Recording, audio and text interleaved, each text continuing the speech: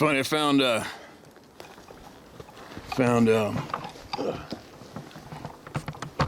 fix this camera up.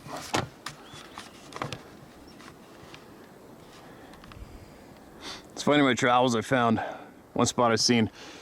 I'll take you guys there sometime. Huge mature timber, never been logged before. And I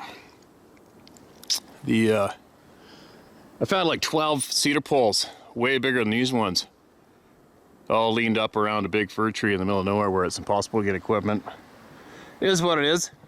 When you know these beings are running around, nothing's really surprising. It's like, oh, well, whatever that means. It is what it is, but I'm slowly making my way to bail over the edge and go straight down this mountain as I'm looking for something unrelated. But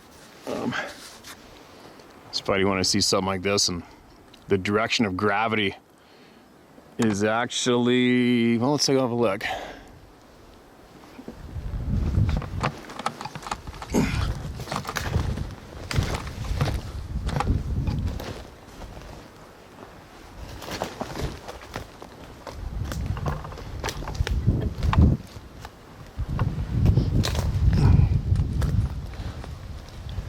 The direction of gravity is I guess straight away from me, I would think. And the chance of all these trees falling and landing in the exact same one spot is kind of doesn't really fit with gravity, does it? And you can see where they're placed. Didn't even grow there. But anyways, whatever, it is what it is. A bunch of big trees stacked up. Normally I see these sort of things quite often. I'm not really overly concerned about it myself. But I thought since I was making a video right here, I would videotape that for those who are interested. So there you go. How'd that happen?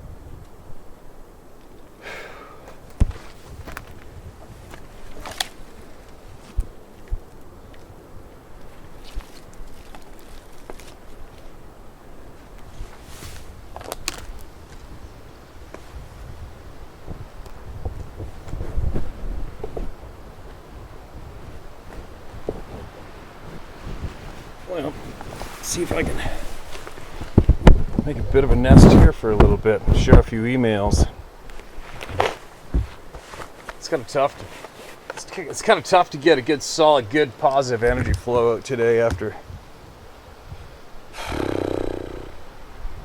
making that video about those children that were stolen and murdered. Sucks ass, man. But anyway, Let's get into this. As the bugs bounce off my head. What do we got? I gotta get a whole bunch shared, so I gotta go away again. Hello, Steve. This is what myself and my son experienced.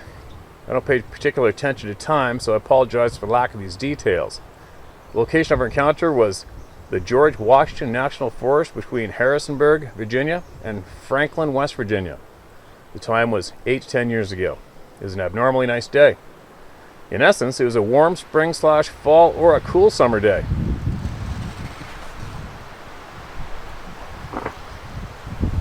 It's a little shitty out today. It's actually just snowing just up here a little bit ago this morning.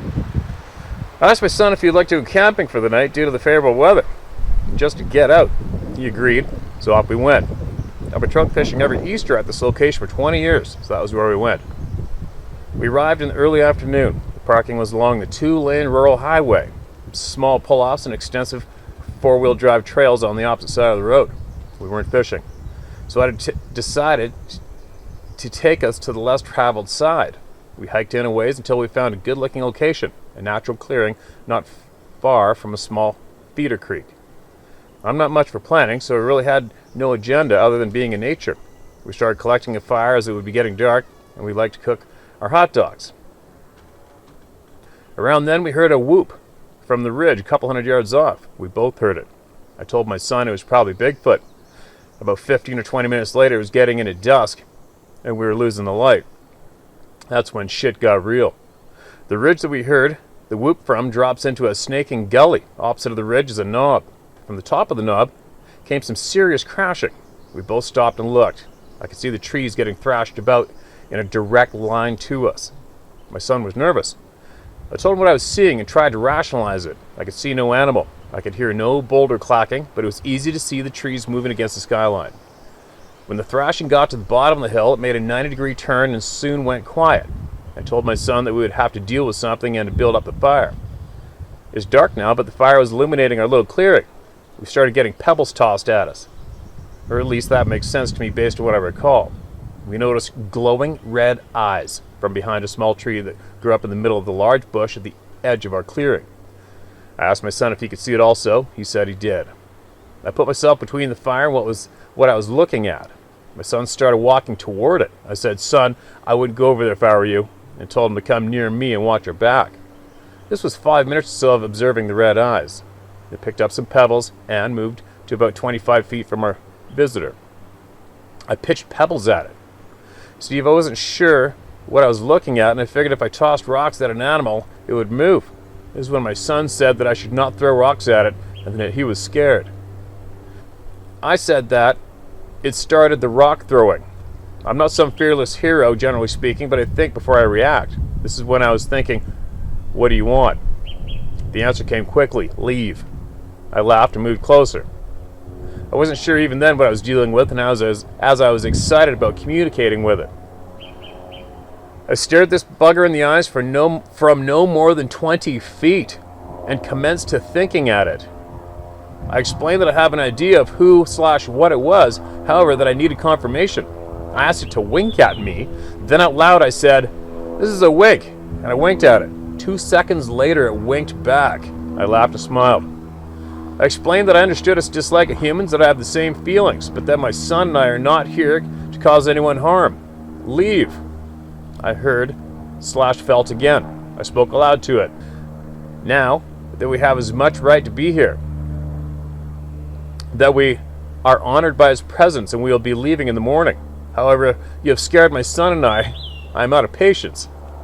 If you want trouble, I promise that someone will die. Thankfully, the Sasquatch left. Steve, this was long even after consolidation.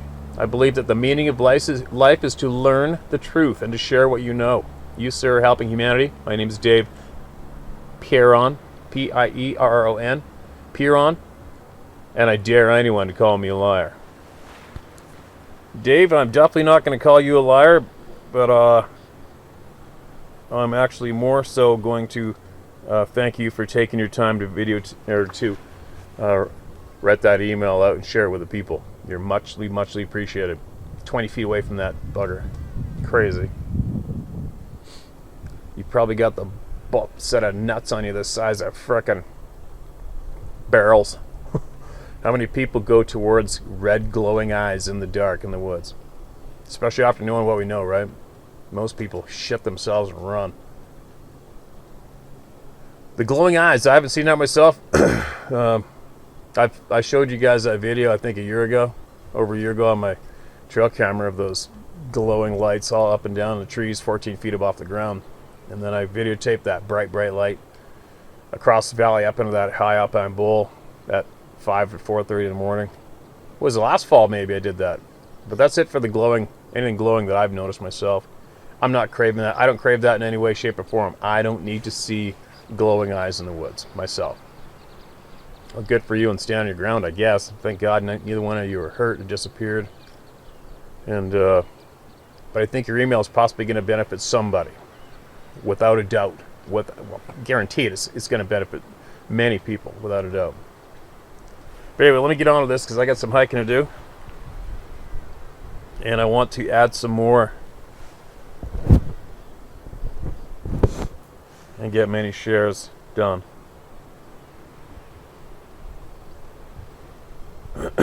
Hi Steve, my name is Mark Wallace. I'm 50 and I live in the north of England. I'm an ex-policeman as I had to retire through being injured on duty. I've always considered myself to be an honest, hard-working type of bloke that keeps himself to himself. Although I like living a quiet life, I've always encouraged my family and friends to always feel free to come to me with anything or any problem they may have, as I'd help them however I could. I've always loved the outdoors, especially all kinds of fishing. And although there isn't any hunting as such to do where I'm from, I used to go onto farms in my area and shoot rats and rabbits with my air rifle for the farmers as a bit of a free pest control. I can hear you laughing now. My air rifle is no doubt like a pea shooter compared to the firearms you use on a daily basis. It gave me plenty good memories, so I can't complain. Along with fishing and the odd bit of shooting, I've always enjoyed hiking, and I was an amateur boxer throughout my teens and my 20s, so I've always considered myself physically fit. Okay, so enough about me. Time to get into my encounter.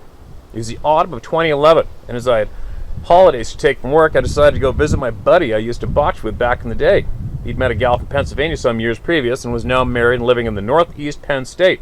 It was a very rural location, probably around 20 to 30 miles from the nearest mall. It was my first time visiting, and I was blown away by the scenic landscape, forests, woodlands, hills, and mountains everywhere. Wow, you guys in the US and Canada are really spoiled when it comes to beautiful country. My second day there, I decided to have a run first thing before breakfast around his land, which is around 15 acres of open grassland with the start of a dense forest at the bottom section of the perimeter. It was around 6:30 a.m., and although it was quite cold that morning, it was a nice, clear, fresh day.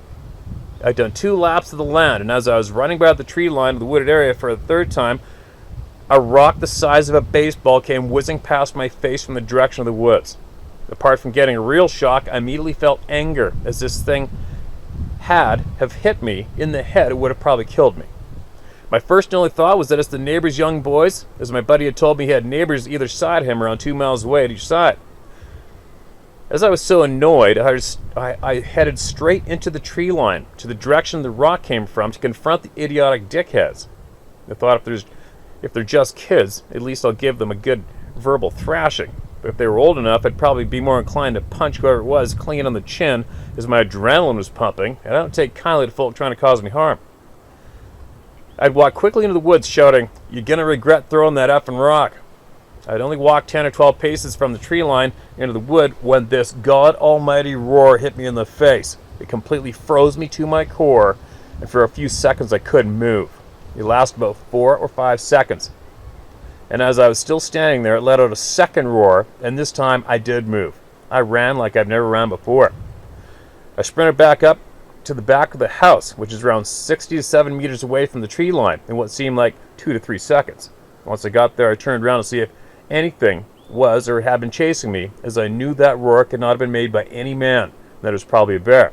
I was horrified to see standing there in the tree line a huge, bulky, man-like being. I say man-like as it had the same basic physical features of a man, but this was definitely no man, as this thing was easily 8 to 9 feet tall and 4 feet wide.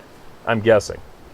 I could easily work out these dimensions I could easily work out these dimensions as its head was higher than the lowest tree branches, which I had seconds ago walked under, and they were way over my head. I'm 5'11", by the way.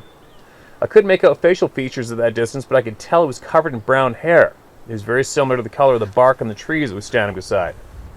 As I scrambled to enter the back door of the house, I locked the door behind me and continued to stare at it through the glass pane in the door. I started pacing back and forth and also let out another roar. It had started pacing back and forth and also let out another roar, the whole time keeping its gaze firmly on me. Steve, I'm not easily intimidated, and even when I have been, it's always been fight with me and never flight.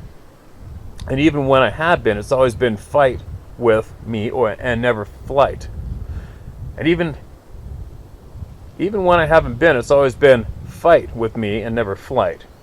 But I'm not ashamed one bit to say I was completely terrified, shaking with fear.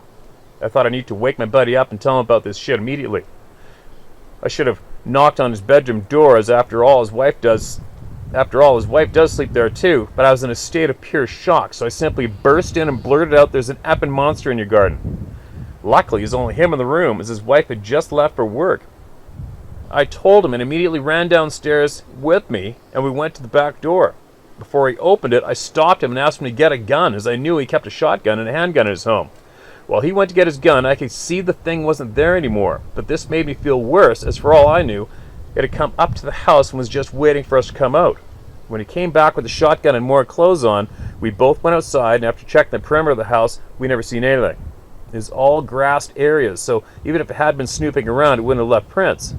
That morning I told him exactly what I saw, and although he seemed to believe me, he said not to say a word to his wife or anyone for that matter, as he'd only recently got a job as a cop out there, and figured he'd be either laughed out of his department or he'd be labeled as not a very credible man. Although I understood where he was coming from, I still thought he should have said something to the authorities, as this thing could literally tear a person to pieces with its bare hands. It spoiled my vacation, as apart from not wanting to hike anywhere, it caused a bit of friction between my buddy and I. We've not had any contact in the last 5 or so years, and I think it's due to me always bringing it up and asking if he's seen or heard anything since. I've always had an open mind regarding the world and what inhabits our planet, but never gave Sasquatch much thought. But I've got to say, since that day I seen that thing, I asked myself, was it a Sasquatch? Surely it had to be. What else could it be? On arriving back in England following that vacation, I told one of my friends while having a pint at the local pub, and he looked at me like I was an idiot and simply laughed it off, saying that because I wasn't used to seeing bears, that's what I probably was, and I simply didn't identify it accurately. Needless to say, he's lucky he didn't get a smack in the face at that point.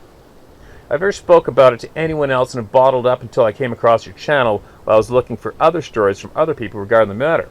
Before emailing you this, I also bought your book, which I really enjoyed. Although reading some of the stories brings that day back to me and still makes every hair on my body stand on end. I didn't get any bad smells, nor did I receive any of the psychic messaging from the being like I've read some of your readers have had. Anyway, that's my story, Steve, and I appreciate you letting me tell it to you. Feel free to use my name, as anyone that watches your channel must have some interest in the topic.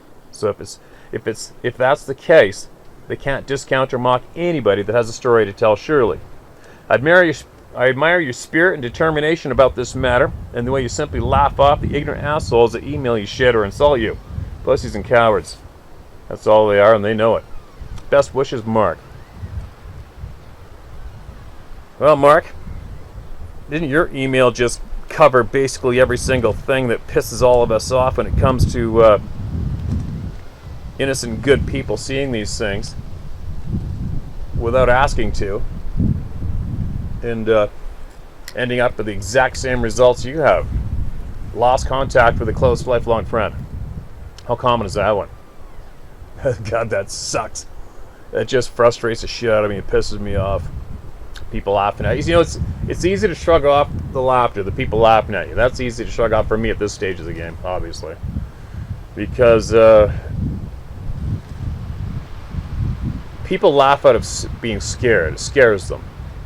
So once you accept that, it's real easy to deal with the people laughing directly at you, right? It's no big deal. I just don't push the topic with them, and I carry on. But the loss of the contact with your friend, That's a tough one to swallow. That frustrates me and kind of pisses me off. Maybe if you could forward him this email. Sorry. Maybe if you could forward him this video once you see it, all right?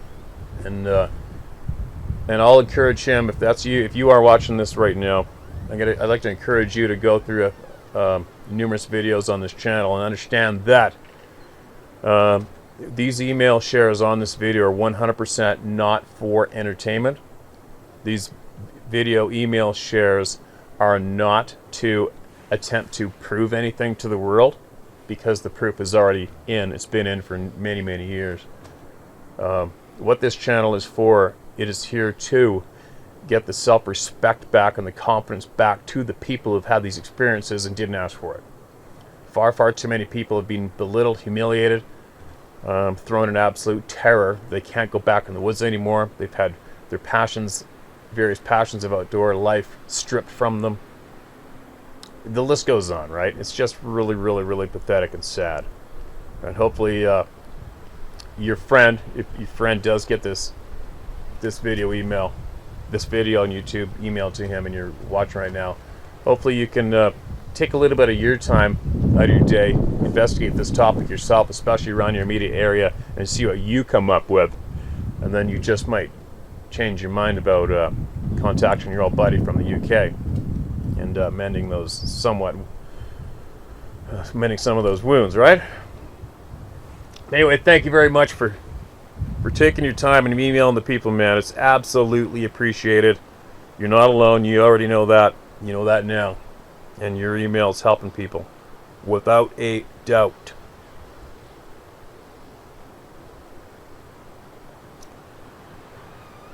Okay.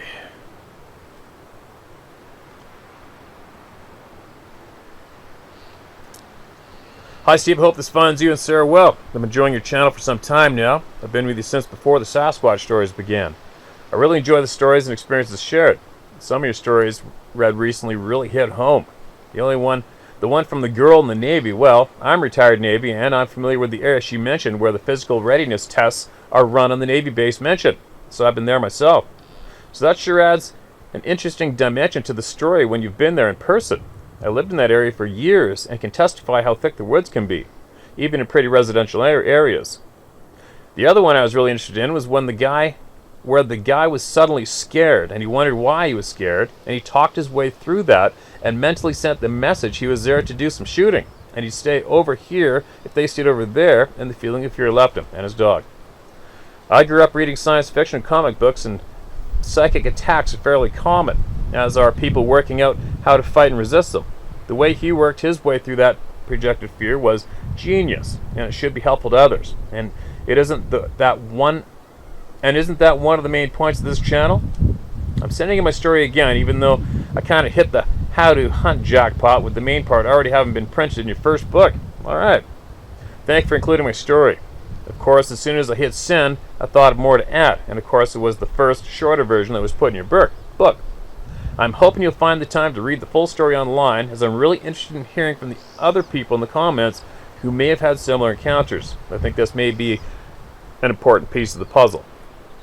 My story in your book was A Navy Veteran Writes In on pages 241 and 242. I now see that what you meant by the typos driving you crazy.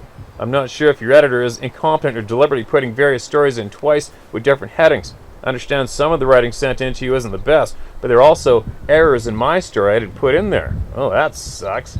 I screwed up at the end of the first paragraph. Sorry, I didn't read it carefully enough. But the mountains I identified as Owyhees were listed as the Towhees twice. And I did write Oriana, but it was printed as Corian. Here's the full story corrected. I'm a Navy veteran living in southern Idaho. I grew up here in Idaho and returned here a few years ago after I retired from 20 years of service, after seeing the world, spending around half my career on aircraft carriers. I also am a recent college graduate, now thanks to the GI Bill. I remarried after I returned home. My wife and I met on our 30th high school reunion and married a few years after that. My wife and I occasionally drive to Oriana/Jordan Valley Loop through the Owyhee Mountains in southern Idaho and Oregon for a day trip. One day as we were passing in a meadow with cows and a stream, I glanced over to my left to see a Bigfoot walking away. I slowed down and said, "Oh my God." My wife asked, "What?" I looked again, and instead of a Bigfoot, I saw a cow walking away from us. Seriously? Seriously. I saw the back end of a cow walking away from me at a bit of an angle. I figured something in the background coupled with that cow made my mind think Bigfoot. The illusion didn't last long, but it did leave us a strong, lasting impression. I can still see that Bigfoot walking away in my mind's eye. It was very tall, with black hair all over. They say that the mind can play tricks on you. I'll have to agree, though I'm wondering now if that was really what I saw. One day in 2019, I was at an area gun show wearing a Bigfoot t-shirt. One gentleman at the table looked at it and asked me if I was a believer. When I said of course, he told me a story. He grew up in Northern California. I don't recall exactly where, but the area is mountainous and heavily forested. There was a creek he and his brother liked to fish. This creek was hard to access from the road, and the only real way up or down it was by walking along the creek due to how overgrown the area around the creek was. One day he and his brother fished up that creek to a waterfall about 15 to 20 feet tall, and while his brother was fishing, he decided to climb the waterfall to see what was upstream from there. He climbed up the waterfall, and as he peered over the top, he was surprised to see a huge, hairy figure nearby, about 15 yards away, squatted down on the shore of the creek taking a drink. As he looked at it, it looked up and saw him, and he clearly heard in his head the creature wonder, "How did you sneak up on me?" Then it stood up, about 8 feet or so of reddish-brown, hairy man-like creature, turned around and started walking away. The man blinked, and a deer was walking away.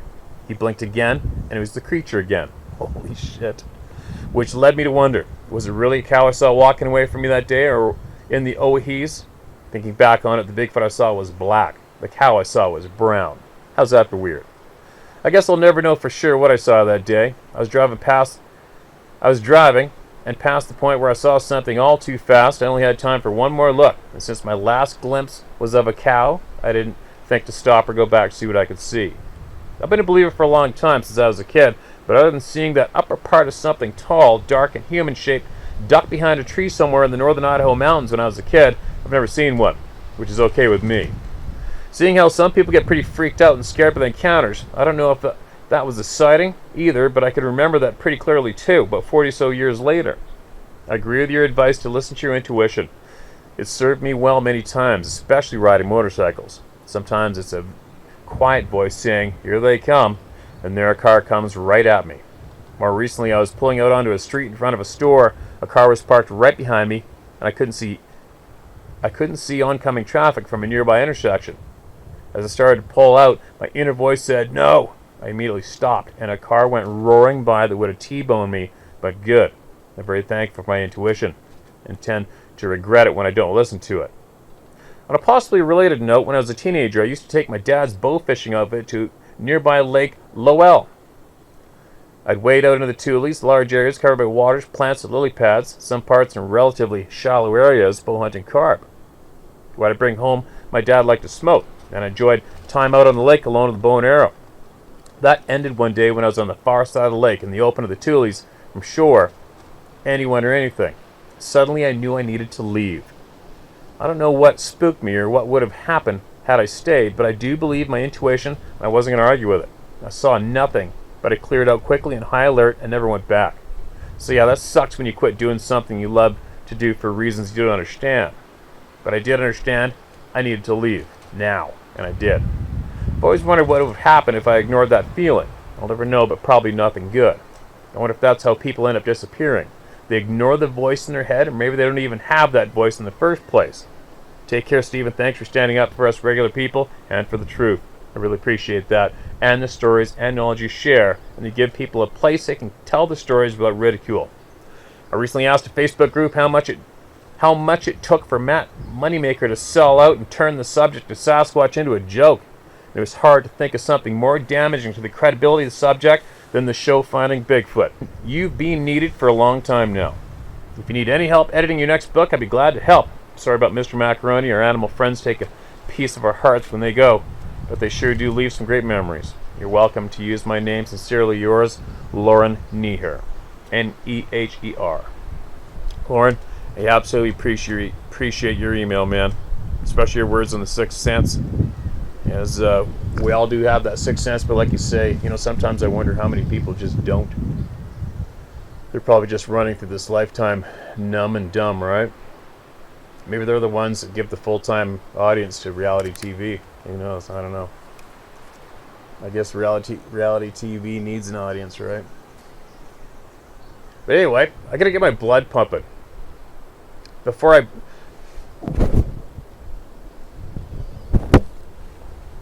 I set out to make this video, I previously just created that video addressing the issue of the stolen babies in our country that were stolen by the pedophile sanctuaries, the residential schools. So it's just got me bummed out. So I'm gonna go on a hike. I gotta go straight down over that cliff in that big timber and see if I can find what I'm looking for. Get some sweat going, get this blood pumping, get some endorphins going, and then I'll crack open the emails again and I'll share more with all of you throughout my day.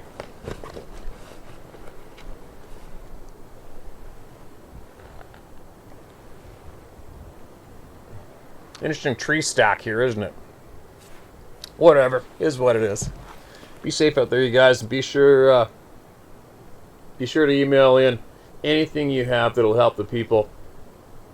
To tell my story at howtohunt.com or share my story at howtohunt.com. We'll get to it, and we'll get it shared with everybody. All right? Be safe.